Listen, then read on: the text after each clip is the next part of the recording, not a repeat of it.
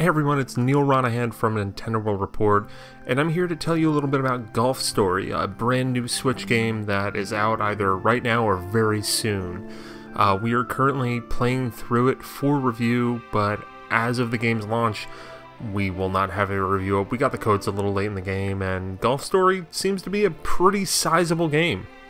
But what I can basically say about Golf Story so far from the couple hours that I've already put into it is it's kind of like Mario Golf meets Earthbound.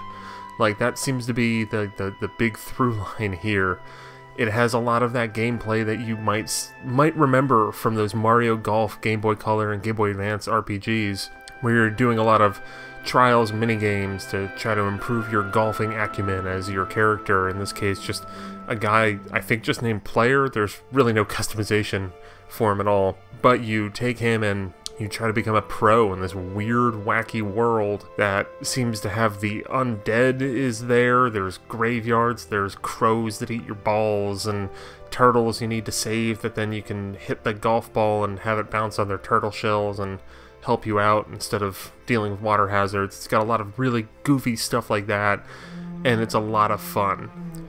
Some small notes of concern, although I don't even know if they're really that concerning. I think the overall golfing experience, like, it's got that traditional button-pressing concept that dates all the way back to Golf on NES, where you're pressing one button to start your swing, and then you set the distance and set your accuracy. That's how it works here, and that works fantastic. There's a lot of really neat things that kind of make it a little easier to finely tune your shot. The one thing that I really like that I can't really think of if I've seen it in other golf games in this similar way is the precision meter, where at the press of a button you kind of have this ability to just go up and down through your shot and then have basically a new setting on the meter that you're using to take your shot, having a new setting to kind of have a range or a specific point to hit to get the exact distance that you want. But aside from that, I find that the golfing so far doesn't necessarily hold a candle to something like Mario Golf World Tour or the most recent Hot Shots Golf on Vita, or now that series Everybody's Golf now. It's not quite to that level, but it's very, very good. I would say that the golfing in this game feels good, not great, but the rest of the story mode is really fantastic so far. In addition to kind of golfing tournaments and competitions, I've also seen stuff like races. I've played disc golf, but disc golf's weird where you can kind of control every little bit of the frisbee, and it's not really that challenging. It's more of just a nice aside.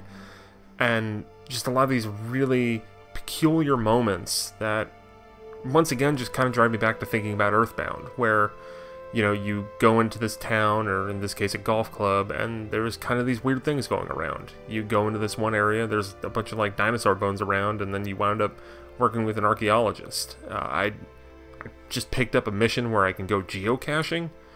That's kind of weird. Now I can go try to find other geocachers throughout the world and the different golf clubs.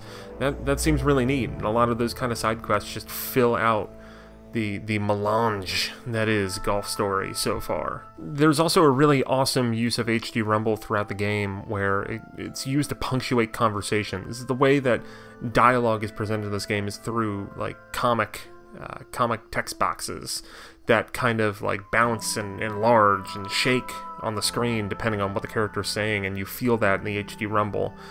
The HD Rumble also really works when you're, taking swings. If you have a good one, you feel it. If you have a bad miss, it kind of whinnies a little bit, and it's a really nice use of what's kind of become a little bit of an underutilized feature on the Switch, I feel. And in going with the RPG aspect of this game, you do level up throughout it. You get, it seems, about five points to add to your stats every level up. You have power, you have accuracy, you have draw fade, stuff like that, but as you increase your power, then even if you've already dumped a lot of points into the other categories, they go down as your power increases. So there's kind of a push and pull with that, where you can't seem to dump everything into one specific stat, which that seems to make sense. But as I'm, about 3-4 hours into a game that I could see lasting 10 to 15, it seems like there's probably at least 4, 5, or maybe even 6 golf courses. I've seen 3 of them so far. There just still seems to be a lot to uncover in Golf Story. Maybe the one thing that I could see getting a little old is that it's almost like how in Professor Layton, you would just go up to everybody and they'd be like, I've got a puzzle for you. In this case, you go up to everybody and they're like, here's a little golf challenge for you. And sometimes I wish that the game's variety would be more consistent and not as focused on these individual golf missions that seem to crop up constantly, which is fine, it's a golfing game, but part of what makes this better than just the average golfing game is the fact that it's got this zany variety. Like, I'm about to mow a lawn. Like, cool. But we'll see how it all shakes out.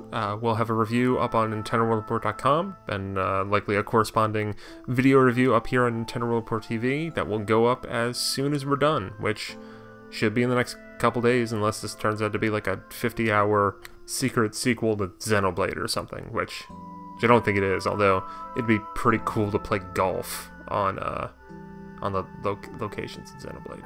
Just saying. Maybe they should make a golf game with that engine. I would totally play a Breath of the Wild.